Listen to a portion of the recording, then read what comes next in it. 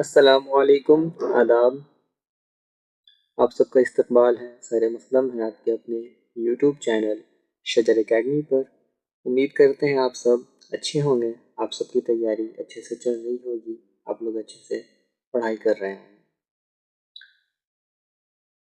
फरवरी 2025 में जो लोग इंटरमीडिएट का इम्तहान दे रहे हैं और साथ में 100 नंबर का उर्दू रखा है, तो उन लोगों के लिए खुशखबरी है कि अभी से लेकर के इम्तिहान तक मुसलसल शजर एकेडमी पर उन लोगों को ऑब्जेक्टिव और सब्जेक्टिव दोनों का प्रैक्टिस करवाया जाएगा। जो लोग इंटरमीडिएट का एक इम्तिहान दे रहे हैं और जिनका 100 नंबर का उर्दू है, उनके साथ इस वीडियो को ज़रूर शेयर करें ताकि उनकी भी तैयारी अच्छे से हो सके। अगर चैनल को सब्सक्राइब नहीं किए हैं तो चैनल को सब्सक्राइब करें और शजर एकेडमी के व्हाट्सएप चैनल और टेलीग्राम चैनल से भी ज़रूर जुड़ें ताकि आप लोगों को टेस्ट सीरीज़, नोट्स वगैरह आप लोग आसानी से हासिल कर सकें। तो चलिए वीडियो को शुरू करते हैं। तो 12वीं में हम लोगों को पढ़ना है कहकशां हिस्सा 2।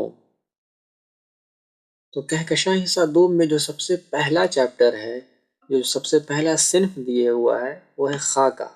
कौन सा सिन्फ है? खाका। तो खाका कहते किसको हैं? तो खाका कहते हैं किसी शख्सियत की तहरीरी तस्वीर कशी करना। खाका निगारी क्या है?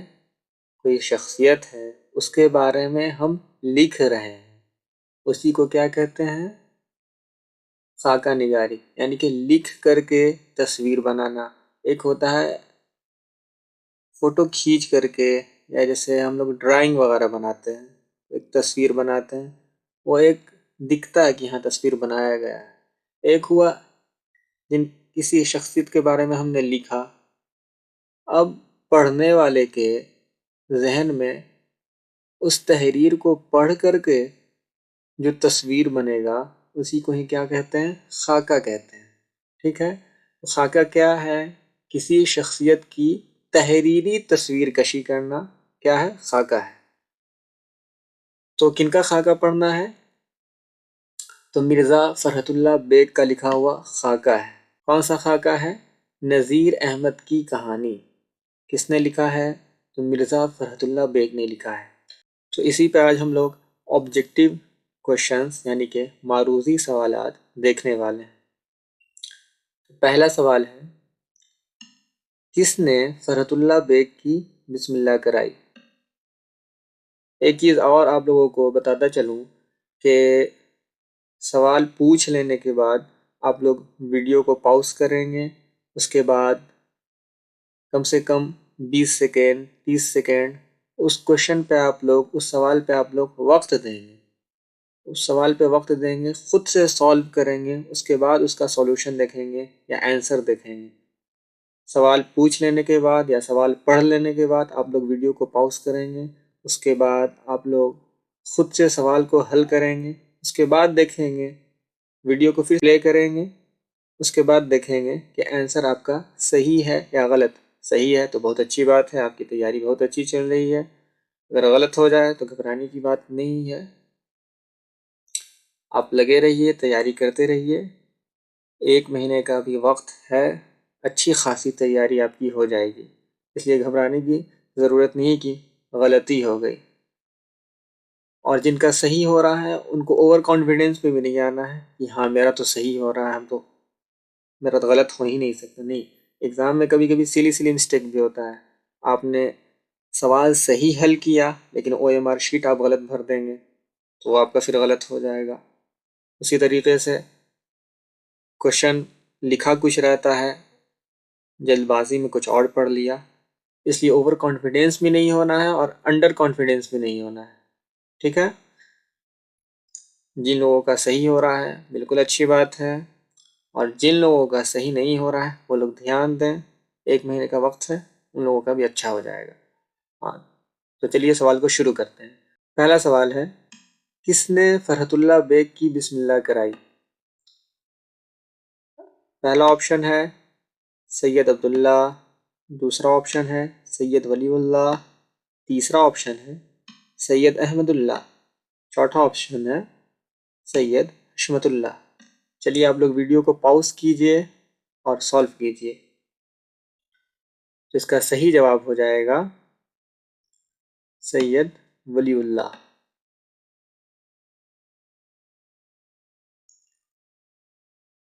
दूसरा सवाल, फरहतुल्लाह बेग ने किससे कुरान पढ़ी? सवाल क्या कह रहा है? फरहतुल्लाह बेग ने किससे कुरान पढ़ी?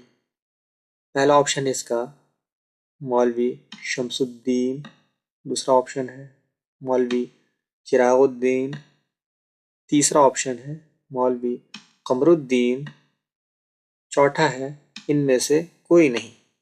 चलिए वीडियो को पॉज कीजिए और सॉल्व कीजिए। तो इसका जवाब हो जाएगा मौलवी कमरुद्दीन।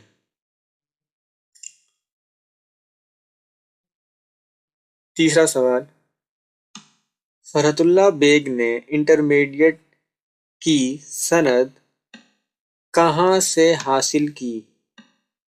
यानी कि फरहतुल्लाह बेग ने इंटरमीडिएट कहाँ से पास किया, सवाल यही पूछ रहा है। इसका ऑप्शन देखिए क्या क्या है। पहला ऑप्शन है हिंदू कॉलेज, दूसरा ऑप्शन है मुस्लिम कॉलेज, तीसरा ऑप्शन है ईसाई कॉलेज, चौथा ऑप्शन है सिख कॉलेज। वीडियो को पॉज कीजिए और सॉल्व कीजिए। तो इसका सही जवाब हो जाएगा हिंदू कॉलेज। अगला सवाल है, किस सन में फरहतुल्लाह बेग ने इंटरमीडिएट पास किया? यानी कि वो कौन सा साल है जिसमें फरहतुल्लाह बेग ने इंटरमीडिएट का इम्तिहान पास किया? पहला ऑप्शन है 1900 ईस्वी, दूसरा है 1901, तीसरा है 1902, चौथा है 1903। चलिए वीडियो को पॉज कीजिए और आप लोग सॉल्व कीजिए। इसका सही जवाब हो जाएगा 1903। अगला सवाल,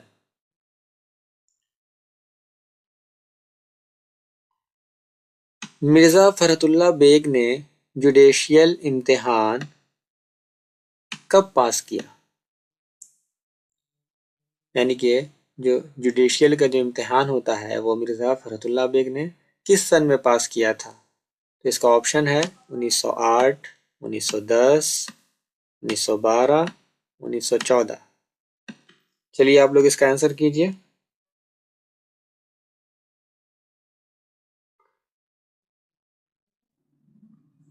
इसका सही जवाब हो जाएगा 1910। अगला सवाल है, Mirza Farhatullah bag high court के इंस्पेक्टिंग अफसर कब बने? ऑप्शन देखिए 1935 ईस्वी, 1936 ईस्वी, 1938 ईस्वी या फिर 1939 ईस्वी, यानी कि 1939, 1938, 1936 या 1935। वीडियो को पॉज कीजिए और आंसर कीजिए आप लोग। तो इसका सही जवाब हो जाएगा 1939 यानी कि 1939। अगला सवाल,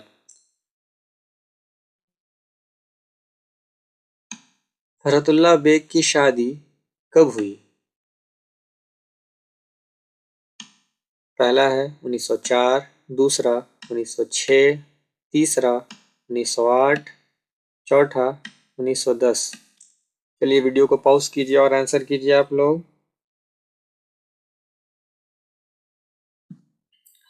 इसका सही जवाब हो जाएगा 1908। अगला सवाल, मिर्जा फरहतुल्लाह ने कितने निकाह किए?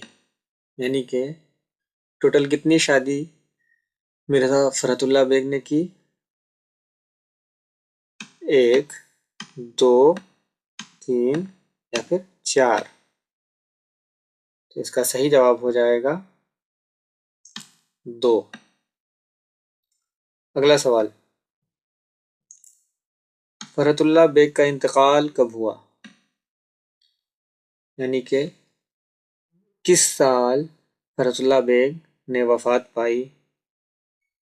पहला ऑप्शन है 1945, दूसरा ऑप्शन है 1946, तीसरा ऑप्शन है 1947, चौथा ऑप्शन है 1948।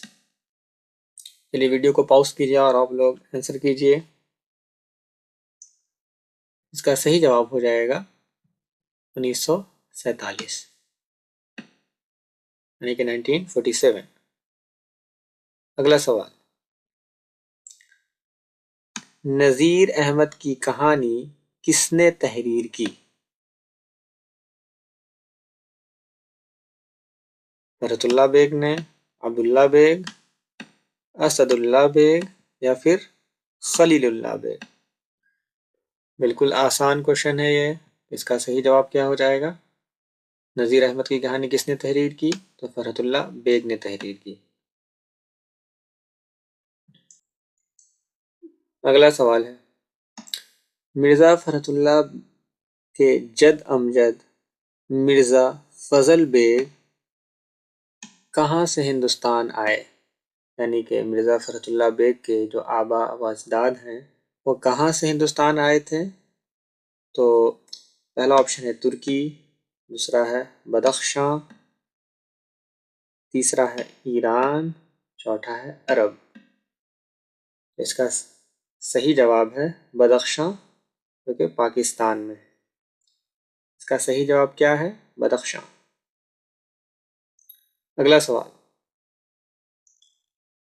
मिर्ज़ा फरहतुल्लाह बेग किस सन पैदा हुए?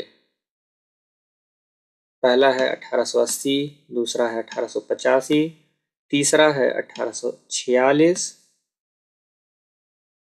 चौथा है 1887। चलिए आंसर कीजिए, मिर्ज़ा फरहतुल्लाह बेग किस सन पैदा हुए हैं? इसका सही जवाब हो जाएगा 1885।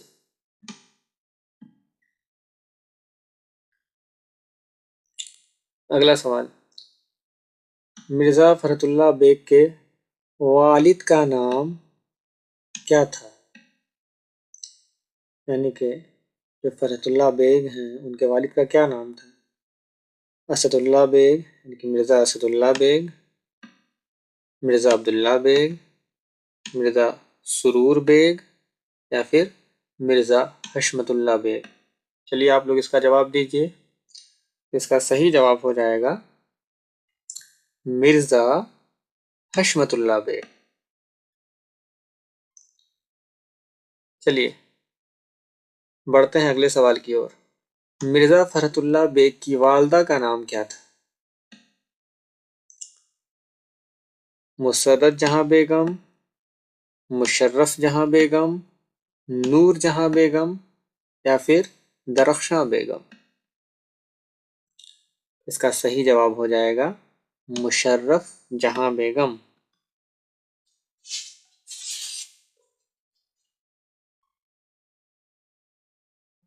अगला सवाल, मिर्ज़ा फरहतुल्लाह कहाँ पैदा हुए? यानी कि पैदाइश की जगह पूछा जा रहा है इसमें।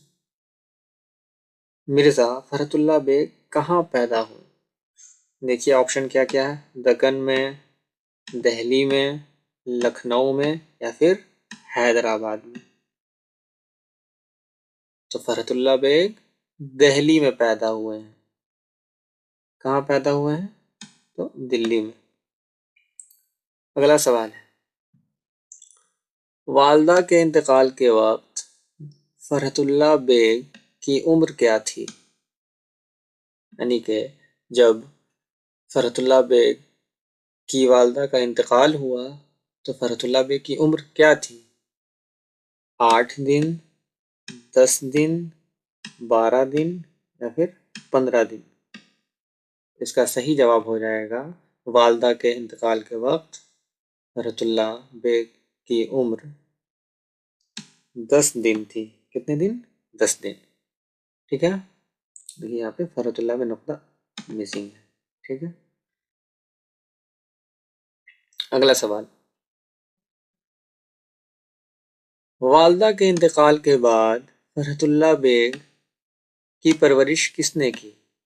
यानी कि जब फरहतुल्लाह बेग की वालदा का इंतकाल हो गया तो किसने फरहतुल्लाह बेग को पाल पोस कर बड़ा किया, किसने उनकी परवरिश की? तो ऑप्शन देखिए क्या क्या है, दादी, नानी, फूफी या फिर चची। इसका सही जवाब हो जाएगा फूफी।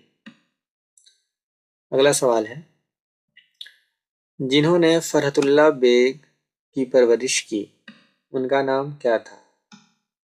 यानी कि जो इनकी फूफी थी जिन्होंने इनकी परवरिश की उनका नाम क्या था? जहां आरा बेगम, हुस्न आरा बेगम, मैमूना जहां बेगम या फिर खालदा जहां बेगम। इसका सही जवाब हो जाएगा हुस्न जहां बेगम। अगला सवाल, नज़ीर अहमद की कहानी का ताल्लुक किस सिन्फ से है? यानी कि नज़ीर अहमद की कहानी किसने लिखी है? तो मिर्ज़ा फरहतुल्लाह बेग ने लिखी है ये। इसका सिन्फ क्या है? देखिए ऑप्शन में क्या है, खाका है, नॉवेल है, अफसाना है या फिर नज्म है। तो नज़ीर अहमद की कहानी कौन सा सिन्फ है? तो खाका है। सही जवाब क्या हो जाएगा इसका? खाका। अगला सवाल है, फरहतुल्लाह बेग और उनके दोस्त मौलवी साहब के घर क्यों जाते थे? किस्सा सुनने के लिए, मुलाकात के लिए, पढ़ने के लिए या फिर खाने के लिए? इसका सही जवाब हो जाएगा पढ़ने के लिए जाते थे। किस लिए जाते थे ये लोग? तो मौलवी नज़ीर अहमद के यहाँ उनके घर पढ़ने के लिए जाते थे। अगला सवाल है, फरहतुल्लाह बेग के हम सबक दोस्त का नाम क्या था जो मौलवी साहब के यहाँ साथ पढ़ने जाते थे? यानी कि फरहतुल्लाह बेग के साथ जो उनके दोस्त जाते थे, यानी कि दोनों एक ही सबक पढ़ते थे। हम सबक का मतलब यही हुआ कि एक ही सबक पढ़ने वाले लोग। तो हम सबक भी थे और साथ जाया भी करते थे मौलवी नज़ीर साहब के घर पे। तो उनका नाम क्या था? मियाँ रमज़ानी, मियाँ दानी, मियाँ फ़ानी या फिर मियाँ ईरानी? इसका सही जवाब है मियाँ दानी। अगला सवाल, किस अरबी शायर से मुताल्लिक़ सबक पढ़ाने के दौरान मियाँ रज़ा की छुट्टी हो गई? यानी कि मौलवी साहब ने पढ़ाने से इनकार कर दिया। देखिए ऑप्शन में क्या क्या है, उर्फ़ी, रूमी, मुतनब्बी या फिर शिराज़ी। किस अरबी शायर से मुताल्लिक़ सबक पढ़ाने के दौरान मियाँ रज़ा की छुट्टी हो गई? तो इसका सही जवाब हो जाएगा मुतनब्बी। अगला सवाल है, फरहतुल्लाह बेग शेर खानी में किस तरह की गलती या गलतियाँ करते थे? यानी कि फरहतुल्लाह बेग जो है वो शेर खानी यानी कि शेर पढ़ने में किस तरह की गलतियाँ करते थे? तो देखिए ऑप्शन में क्या है, मखारिज यानी कि मखरज की गलती, एराब की यानी कि ज़बर ज़ेर पेश की गलती, वक़ूफ़ की यानी कि कहाँ रुकना है कहाँ नहीं रुकना है, या फिर बयान यानी कि उसको बयान करने में। तो इसका सही जवाब क्या हो जाएगा? एराब की यानी कि ज़बर ज़ेर पेश की गलती किया करते थे। सवाल क्या था? फरहतुल्लाह बेग शेर खानी में किस तरह की गलतियां करते थे? तो एराब की गलती किया करते थे वो। अगला सवाल है,